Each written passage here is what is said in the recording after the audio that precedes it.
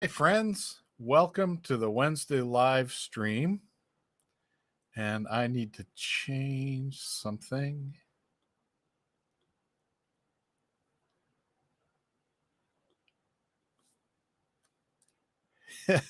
Let's see.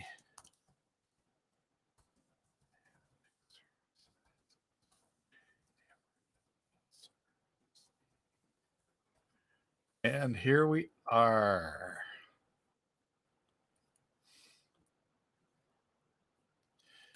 I want to thank my good friend and colleague Erin May Lewis for being here with you for the past 2 weeks. I understand she did a lot with bluegrass on the mountain dulcimer, which is really exciting. One of the things I love playing with her. And what I want to do today is spend a little time with hammer dulcimer. Since we had focus on the mountain dulcimer the past couple weeks. Of course, at Dulcimer Crossing, we teach lessons for both kinds of dulcimers. And this is what when Dan Landrum was the editor of Dulcimer Players News, he said he always knew he was doing it right if he got half and half complaints, because mountain dulcimer players said there's too much hammer dulcimer stuff in this issue, and the hammer dulcimer people said there's too much mountain dulcimer stuff in this issue. He said, then I knew I got the balance right, when both sides were complaining equally. How can you make everybody unhappy? This is one way to do it. No, there are a lot of people who do play both instruments, and there's a lot of the information and the understandings that transfer, but there's a lot of specifics about the instruments that only work on each instrument. And what I want to do today is just talk about the hammering part. Getting a text here from my brother-in-law, but I'll take a look at that after we're done. So let me change my camera to the hammer dulcimer vision. Mountain dulcimer, we've got two hands doing different things. Hammer dulcimer, we've got two hands, but it's taking both hands to do the one thing of the melody, right? So, and every hammer dulcimer player has one hand that feels more comfortable to them. And there'll be a whole conversation among players and among teachers about which hand you should use to lead. In my experience, I was a right-handed. I'm fairly ambidextrous about a lot of things, but when I got a pencil or pen in my hand, I'm usually using it with my right hand. But there are some things that I do better with my left hand. When it came to the hammer dulcimer was not one of the things I was better at with my left hand. So my right hand would get all the melody, and the left hand would just kind of hang out and be in the way. And I discovered that I got stuck at the bottom part of my instrument because there was no room for anything. And I realized I needed to figure out a way for this other hand to feel as comfortable. And one of those ways is to make the left hand start some things.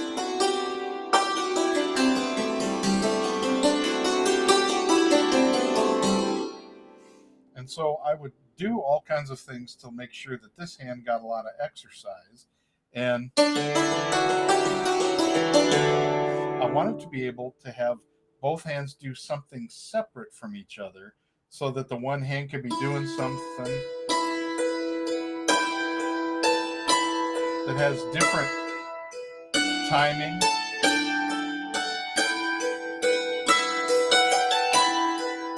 So this hand's like the clock, and this hand is doing the melody, and then have them do it as far away as possible.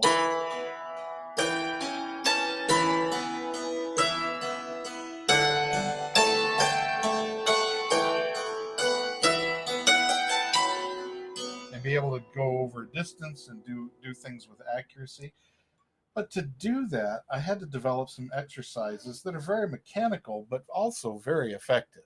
I call this one parallel hand exercises, and that's where my hands are right next to each other, but on different sides of the bridge. I'm starting on the treble bridge in the D box. My instrument's very big, so my lowest note over here is an A2 on the piano.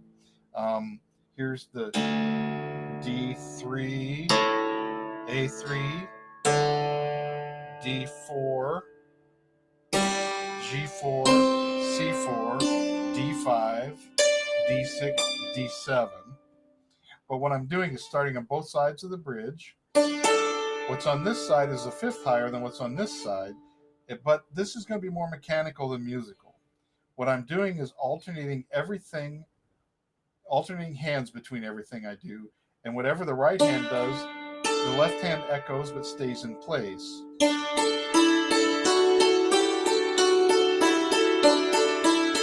So I have one hand moving away,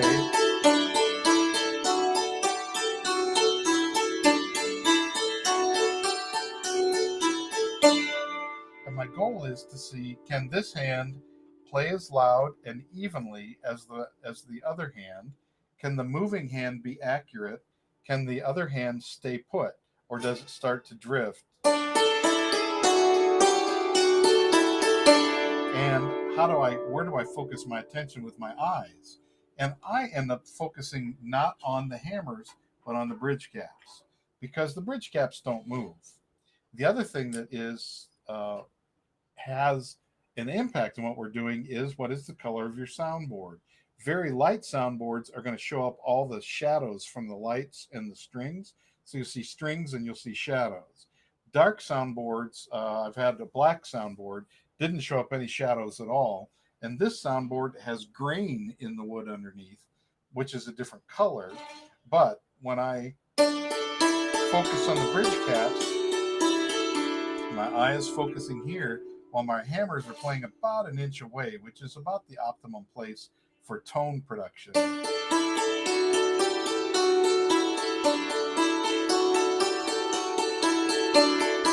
I'm looking at the movement with peripheral vision instead of my focused vision. And we all have it. It's a skill to remember that we have. Now, obviously, I told you this was my more comfortable hand to begin with. Let's see if the left hand can move while the right hand stays at home.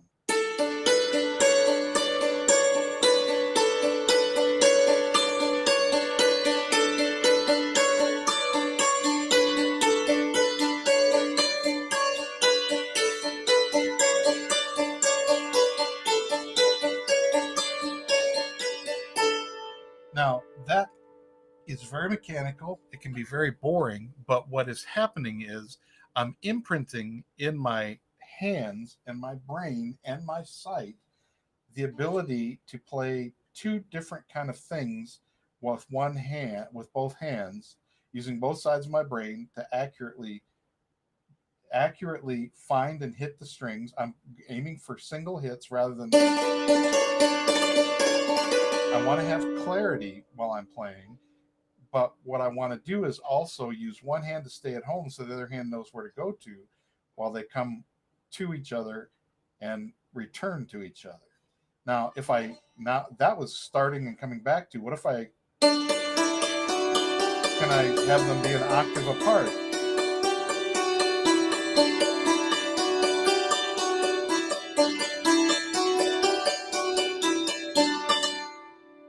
And can it go the other way?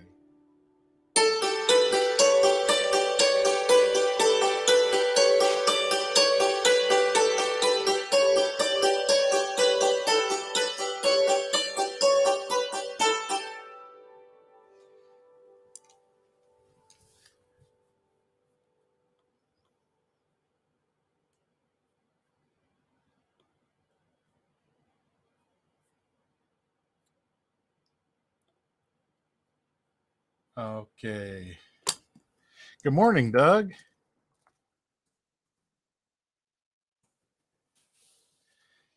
Oops, not good. Doug Birch. No.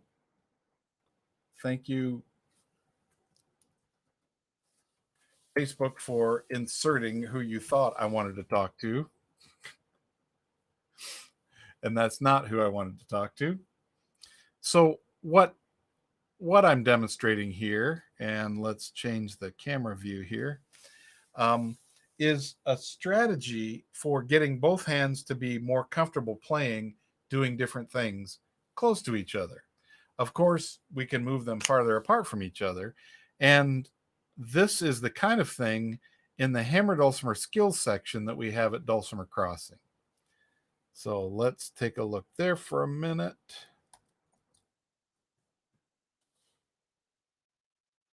I'm going to sign in.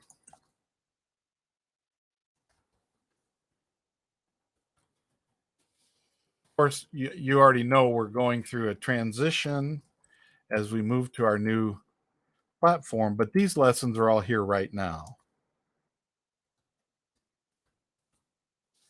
They will all be in the new site too. They'll be in a different location though. So let's share screen.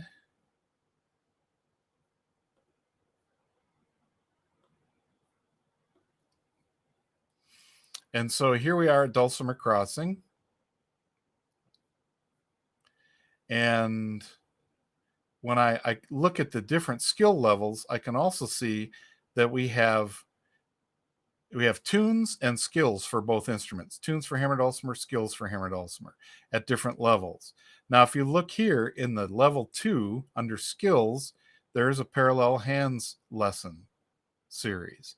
And there are seven different episodes in this course, which are describing things. What I just did, here's a graphic of what I just did that shows you I was playing with the D and the A, and I was moving up and down. This is a filmed lesson which describes how that happens. So there's a lot more in depth that you can do there. But I also want to, this is the let you know what's coming up thing.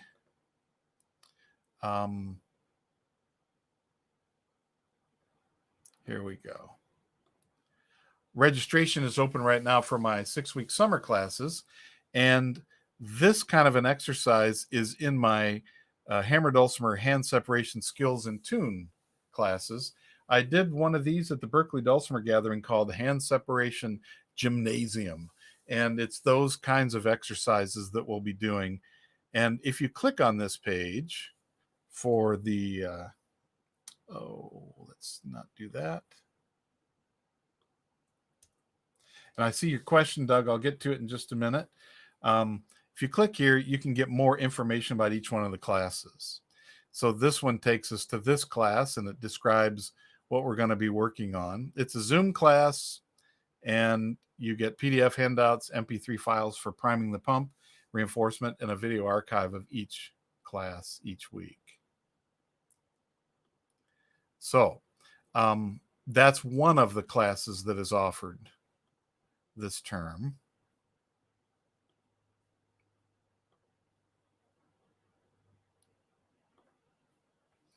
I've also got my absolute beginning, what I wish I knew when I started playing the hammer dulcimer. And then for guitar players, using Beethoven's Ode to Joy finger style. And we're grouping these by type rather than just going in order through the book. And then traditional noter style, mountain dulcimer, and then arranging popular tunes for mountain dulcimer. That's the one that is all the things I learned and noticed while I was working on the Hal Leonard book project, which I've mentioned a few times.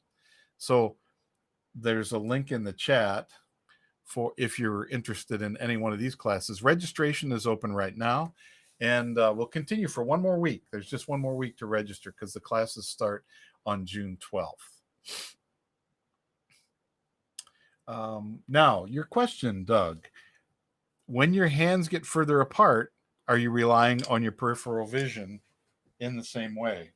I would say yes and no, because when I'm doing it right here, now if I separate them,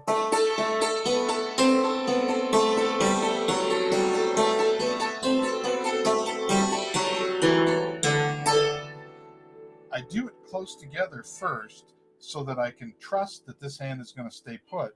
Now I look further away.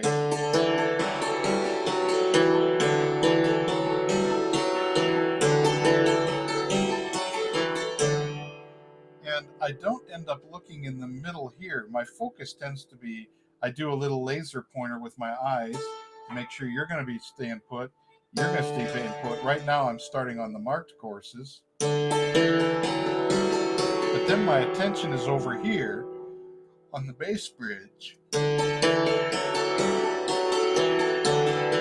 And I'm listening to see if this left hand drifts a little bit.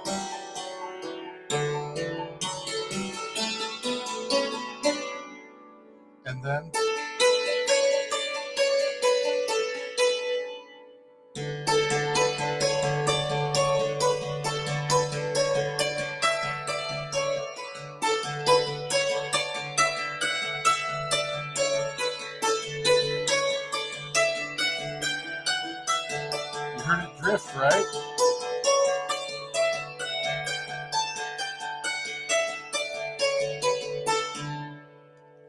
Now, these are exercises I developed to help me develop the skills that I felt like I needed for playing. And so your mileage may vary. Yeah, they start on July 12th. Did I say June 12th? The classes start on July 12th. Thank you, Jim. And go for 6 weeks. Now, these are the exercises I developed to help me develop the skills that I wanted to play the way I wanted to play. You may want to play a different way. And I'll bet the exercises that you develop are going to be the ones that are to help serve you the best. But it's also useful to look at somebody else's exercises to give you the ideas of what you really want to work on. So that's the purpose of that first class, and that's the purpose of the exercises that are in Dulcimer Crossing. They're not the be all or end all, but they can give you some ideas of how you want to tailor them to fit you. Just like you get the suit off the rack, and then you have to have the tailor, get very intimate with you and figure out your inseam and all kinds of things like that before it'll actually the crease of your pant leg. I don't. Do people do that anymore? I don't know, but I know as a child that was one of those things you go through. Doug, you're seeing your hands have a tendency to wander over to see what the other is doing, right? And this is really there are times when I'm playing scales, I do want the hands to play together well.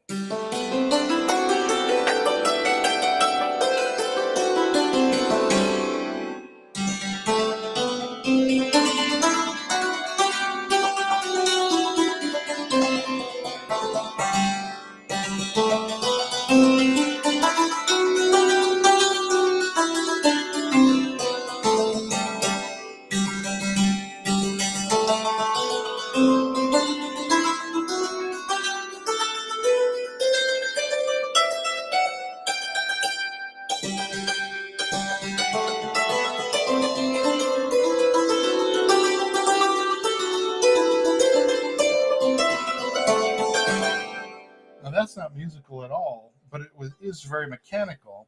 And what I was doing was having the hands be together and then and answering together, and then twos, and then threes,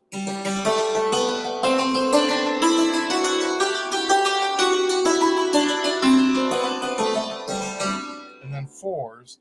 The threes I think of like 6/8 time or triplet.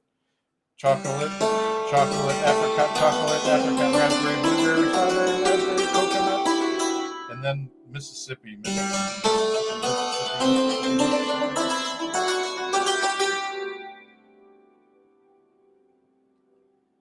And then I was coming.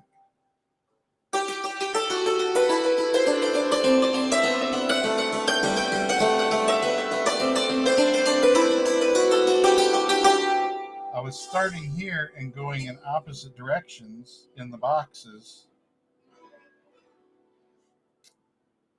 And let's see, what am I doing? Watch my eyes. I'm staying kind of in the middle. With every now and look over here, kind of, that's why I call it the laser pointer. I will peak one way or the other and then come back to neutral, peak and come back to neutral. Great questions. Thank you. I'm not sure I understand what you mean by a whole body workout, but I am trying to work over the whole instrument. So it ends up being, I don't know if you're being literal, the whole body, when you're saying that, but what I'm trying to do is give myself all the possible ways that I could get messed up in performance. To dance. Oh man, you're waxing poetic, Jim. And make that something I play so that when I get there, it's not a surprise, because it's going to happen. I'm gonna be playing the wrong thing. The wrong hand's gonna be ready. It's not the way I practiced it.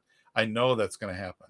So if I give myself assignments to do the stuff that I don't know how to do, it makes it less anxiety producing. I mean, it can calm the adrenaline spike that wants to come when you're playing, when people are watching. Oh, do a lot of exercise. Got it. Thank you. Yes, that's right. Talon, talking about eyes. Ever have players with problems seeing across all across the strings? If you need to keep your eyes in a certain area, right? If you have trifocals, that whole question of where do I focus and what do I have to do with the tipping of my head? I have had players that end up having to have three different. They'll either have trifocals or they'll have instrument glasses.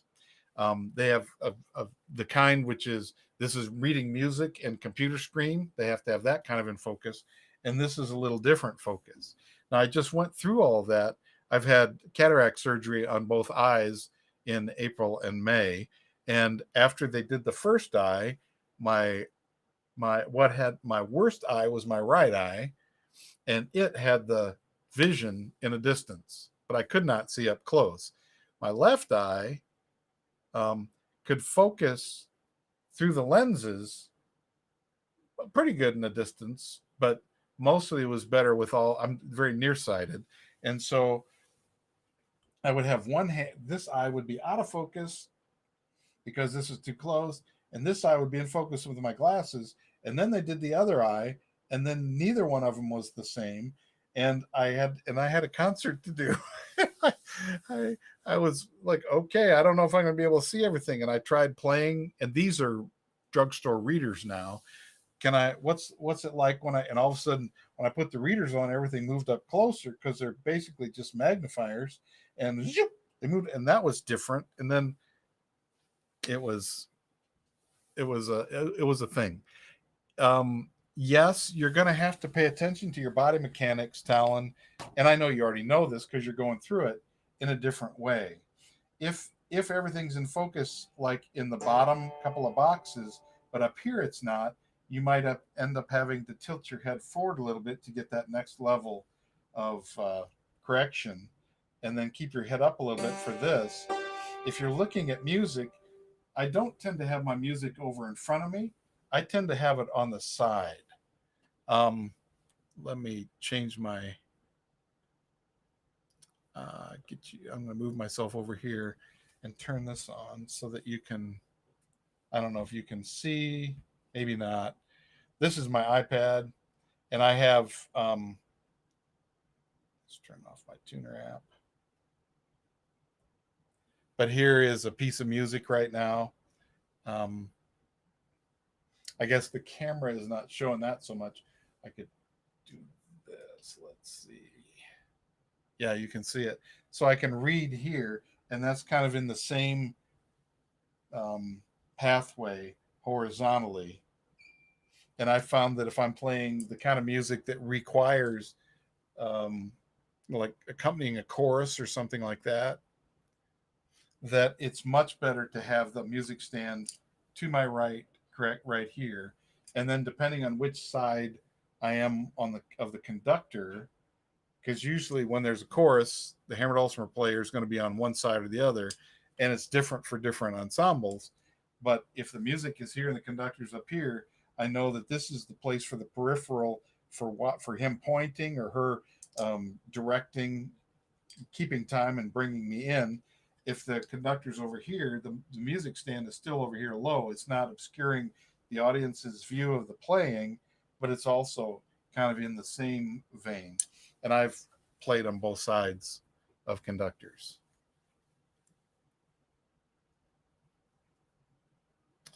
Yeah, Doug, you're saying you have different kind of glasses for both. Yep. And you don't play this, you play the mountain dulcimer. And that's what's interesting now, because of the correction or having new lenses. I don't necessarily see the mountain dulcimer in focus. It's a little bit fuzzy, but now I can see the audience. And I've had people say, I don't think I like that as much. I like seeing the dulcimer and less of the audience. So that's one of those things you're going to have to think about.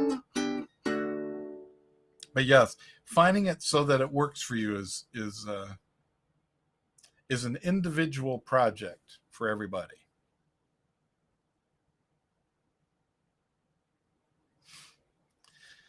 Now, we've been talking about the mechanics of what we're. Oops, I moved to the mountain. And now the glasses, I can see the camera just fine. I can see everything else that's beyond the computer just fine. The dulcimer is a little fuzzy, and even the picture of the mountain dulcimer on the computer is a little fuzzy. Oh, there it's in focus. So everybody, we got to do it, and it's not for appearance. We're doing it so that we can see, you know, people say something about, here, your glasses look nice. And I say to them, thank you. You look nice because of the glasses. Or I found out with the eye stuff, said to my wife, wow, you look good from a distance too now. You have to say that carefully because otherwise the wrong message gets conveyed. But the focus today was hand separation, getting both hands to do different things and some exercises in ways to get there. We have resources for this on Dulcimer Crossing, and the exercises that I was demonstrating here are the kind that you can return to. And then there's the class that goes for 6 weeks that starts on July 12th that is going to focus on all of those exercises along with tunes along the way to let us practice them in a musical way.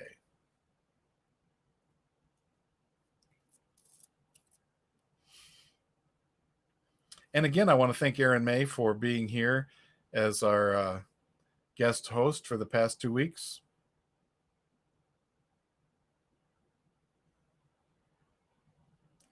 And I don't have anything else prepared. If you have other questions, feel free to ask them.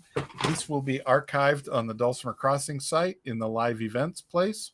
It'll also be archived here on Facebook and our Vimeo page, as well as YouTube. So if you didn't get to be here while this is happening, you're getting to see it in a replay. And technology, something else, huh? Well, that's all I have for us today. So I'm going to bid you a farewell until next week, and that will be next Wednesday. Will be the deadline for signing up for the summer classes. So I'll have a reminder for you then too. But in the meantime, if you have questions or comments or follow up, you can leave them in the chat here, or you can write to me, Steve at Dulcimer Crossing.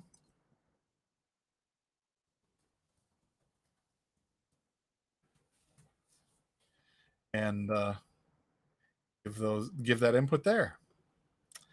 Have fun and